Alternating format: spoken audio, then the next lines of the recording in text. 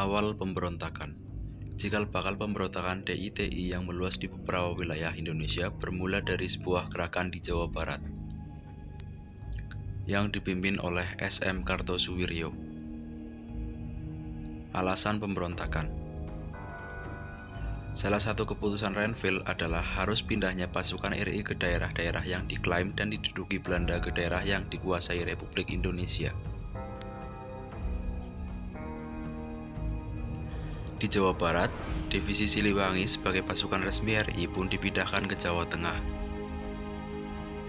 Akan tetapi, laskar bersenjata Hizbullah dan Sabilillah yang telah berada di bawah pengaruh Kartosuwiryo tidak bersedia pindah dan malah membentuk Tentara Islam Indonesia atau TII. Vakumnya kekuasaan RI di Jawa Barat segera dimanfaatkan Kartosuwiryo dengan menyatakan pembentukan Darul Islam atau Negara Islam atau DI dengan dukungan TII di Jawa Barat pada Agustus 1948.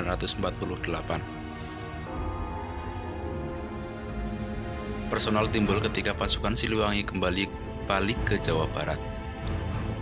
Kartosuwiryo tidak mau mengaku Tentara Republik Indonesia tersebut kecuali mereka mau bergabung dengan DITII. Penyelesaian DITII di Jawa Barat diadakan operasi terpadu Pagar Betis. Tentara serta masyarakat mengepung tempat-tempat pasukan DITII berada. Tujuan taktik ini adalah untuk mempersempit ruang gerak dan memotong arus pembakalan pasukan lawan. Selain itu, diadakan pula operasi tempur dengan sasaran langsung basis-basis pasukan DITII. Kartosuwiryo berhasil ditangkap pada tahun 1962, ia lalu dijatuhi hukuman mati. Yang menandai pula berakhirnya pemberontakan DITII Kartosuwiryo.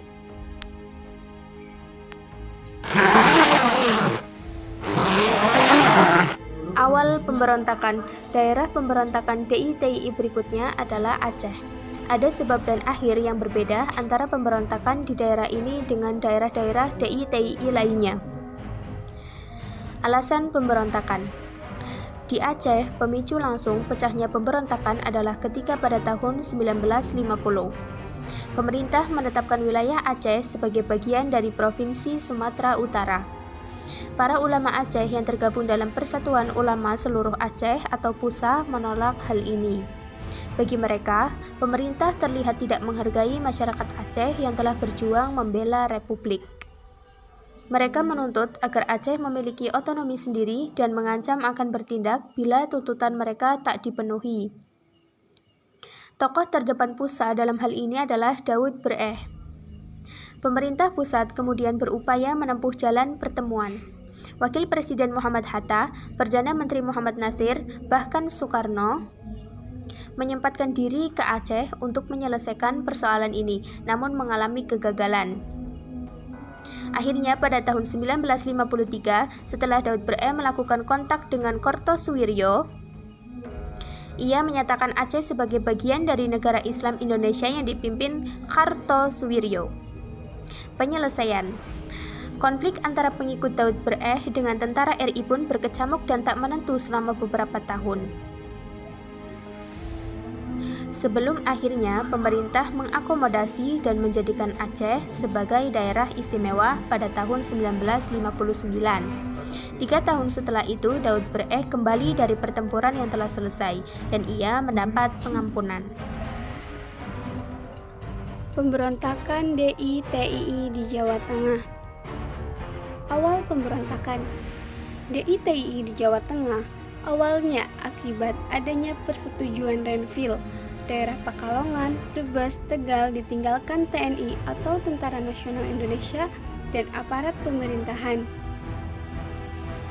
Terjadi kevakuman di wilayah ini dan Amir Fattah beserta pasukan Hizbullah segera mengambil alih. Alasan pemberontakan. Saat pasukan TNI kemudian balik ke wilayah tersebut setelah Belanda melakukan agresi militernya yang kedua. Sebenarnya telah terjadi kesepakatan antara Amir Fattah dan pasukannya dengan pasukan TNI. Amir Fattah bahkan diangkat sebagai koordinator pasukan di daerah operasi Tegal dan Brebes. Namun, ketegangan karena berbagai persoalan antara pasukan Amir Fattah dengan TNI sering timbul kembali. Amir Fattah pun semakin berubah pikiran setelah utusan Kartosuwiryo datang menemuinya lalu mengangkatnya sebagai Panglima TII di Jawa Tengah. Ia bahkan kemudian ikut memproklamirkan berdirinya negara Islam di Jawa Tengah. Sejak itu, terjadi kekacauan dan kekonflikan terbuka antara pasukan Amir Fattah dengan pasukan TNI. Penyelesaian perlawanan Amir Fattah tidak terlalu lama. Kurangnya dukungan dari penduduk membuat perlawanannya cepat berakhir. Pada Desember 1951, akhirnya Amir Fattah menyerah. Pemberontakan lainnya. Selain Amir Fattah, di Jawa Tengah juga timbul pemberontakan lain yang dipimpin oleh Kiai Haji Mahfud atau yang dikenal sebagai Kiai Sumolangu. Ia didukung oleh Laskar Bersenjata Angkatan Umat Islam yang sejak didirikan memang berkeinginan menciptakan suatu negara Indonesia dengan berdasarkan prinsip-prinsip Islam. Pada akhir Juli 1950, Kiai Sumolangu melakukan pemberontakan. Pemberontakan Darul Islam di Jawa Tengah lainnya juga dilakukan oleh Batalion 426 dari Divisi Diponegoro, Jawa Tengah. Ia adalah tentara Indonesia yang anggota-anggotanya berasal dari Laskar Hizbullah. Simpati dan kerjasama mereka dengan Darul Islam pun jadinya tampak karena DITII juga berbasis pasukan Laskar Hizbullah.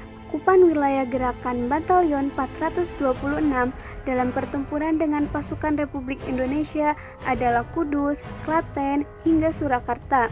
Walaupun dianggap kuat dan membahayakan, namun hanya dalam beberapa bulan saja pemberontakan Batalion 426 ini juga berhasil ditumpas. Awal pemberontakan. Daerah pemberontakan DITII berikutnya adalah Aceh. Ada sebab dan akhir yang berbeda antara pemberontakan di daerah ini dengan daerah-daerah DITII lainnya. Alasan pemberontakan.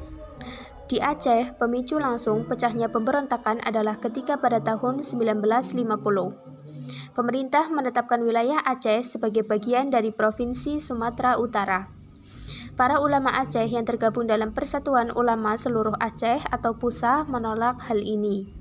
Bagi mereka, pemerintah terlihat tidak menghargai masyarakat Aceh yang telah berjuang membela republik. Mereka menuntut agar Aceh memiliki otonomi sendiri dan mengancam akan bertindak bila tuntutan mereka tak dipenuhi. Tokoh terdepan PUSA dalam hal ini adalah Daud Bereh. Pemerintah pusat kemudian berupaya menempuh jalan pertemuan. Wakil Presiden Muhammad Hatta, Perdana Menteri Muhammad Nasir, bahkan Soekarno menyempatkan diri ke Aceh untuk menyelesaikan persoalan ini, namun mengalami kegagalan. Akhirnya pada tahun 1953, setelah Daud Bereh melakukan kontak dengan Kartosuwiryo, ia menyatakan Aceh sebagai bagian dari negara Islam Indonesia yang dipimpin Kartosuwiryo. Penyelesaian. Konflik antara pengikut Daud Bereh dengan tentara RI pun berkecamuk dan tak menentu selama beberapa tahun. Sebelum akhirnya pemerintah mengakomodasi dan menjadikan Aceh sebagai daerah istimewa pada tahun 1959. 3 tahun setelah itu, Daud Bereh kembali dari pertempuran yang telah selesai dan ia mendapat pengampunan. Pemberontakan DITII di Sulawesi Selatan. Awal pemberontakan. Pemberontakan DITII terjadi pula di Sulawesi Selatan di bawah pimpinan Letnan Kolonel Kahar Muzakkar. Pada tahap awal, pemberontakan ini lebih disebabkan akibat ketidakpuasan para bekas pejuang gerilya kemerdekaan terhadap kebijakan pemerintah dalam membentuk tentara republik dan demobilisasi yang dilakukan di Sulawesi Selatan. Namun beberapa tahun kemudian pemberontakan malah beralih dengan bergabungnya mereka ke dalam DITII Kartosuwiryo. Alasan pemberontakan. Tokoh Kahar Muzakkar sendiri pada masa perang kemerdekaan pernah berjuang di Jawa. bahkan menjadi komandan Komando Grup Sulawesi Selatan yang bermarkas di Yogyakarta. Setelah pengakuan kedaulatan tahun 1949, ia lalu ditugaskan ke daerah asalnya untuk membantu menyelesaikan persoalan. Tentang Komando Gerilya Sulawesi Selatan atau KGSS, begitu tiba, Kahar Muzakar diangkat oleh Panglima Tentara Indonesia Timur menjadi koordinator KGSS agar mudah menyelesaikan persoalan. Namun, Kahar Muzakar malah menuntut kepada Panglima agar KGSS bukan dibubarkan, melainkan minta agar seluruh anggota KGSS dijadikan tentara dengan nama Brigade Hasanuddin. Tuntutan ini langsung ditolak karena pemerintah berkebijakan hanya akan menerima anggota KGSS yang memenuhi syarat sebagai tentara dan lulus seleksi. Kahar Muzakar tidak menerima kebijakan ini dan memilih berontak diikuti oleh pasukan pengikutnya. Penyelesaian. Selama masa pemberontakan, Kahar Muzakar pada tanggal 7 Agustus 1953 menyatakan diri sebagai bagian dari negara Islam Indonesia Kartosuwiryo. Pemberontakan yang dilakukan Kahar memang memerlukan waktu lama untuk menupasnya. Pemberontakan baru berakhir pada tahun 1965. Di tahun itu, Kahar Muzakar tewas tertembak dalam suatu penyergapan. Awal pemberontakan. Pemberontakan yang berkait dengan DI-TII juga terjadi di Kalimantan Selatan. Pemberontakan berlangsung lama dan berlarut-larut hingga tahun 1963 saat Ibnu Hajar pemimpinnya tertangkap. Alasan pemberontakan. Timbulnya pemberontakan DI-TII Kalimantan Selatan ini sesungguhnya bisa ditelusuri hingga tahun 1948 saat Angkatan Laut Republik Indonesia atau ALRI Divisi 4 sebagai pasukan utama Indonesia dalam menghadapi Belanda di Kalimantan Selatan telah tumbuh menjadi tentara yang kuat dan berpengaruh di wilayah tersebut. Namun, ketika penataan ketentaraan mulai dilakukan di Kalimantan Selatan oleh pemerintah pusat di Jawa, tidak sedikit anggota ALRI Divisi 4 yang merasa kecewa.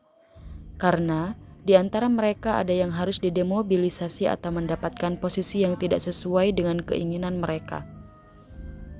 Suasana mulai resah dan keamanan di Kalimantan Selatan mulai terganggu. Penangkapan-penangkapan terhadap mantan anggota ALRI Divisi 4 terjadi. Salah satu alasannya adalah karena di antara mereka ada yang mencoba menghasut mantan anggota ALRI yang lain untuk memberontak. Di antara para pembelot mantan anggota ALRI Divisi 4 adalah Letnan II Ibnu Hajar. Dikenal sebagai figur berwatak keras, dengan cepat ia berhasil mengumpulkan pengikut, terutama di kalangan anggota ALRI Divisi 4 yang merasa kecewa terhadap pemerintah. Ibnu Hajar bahkan menamai pasukan barunya sebagai Kesatuan Rakyat Indonesia yang tertindas atau KRIIT. Kerusakan segera saja terjadi, berbagai penyelesaian damai coba dilakukan pemerintah, namun upaya ini terus mengalami kegagalan. Pemberontakan pun pecah.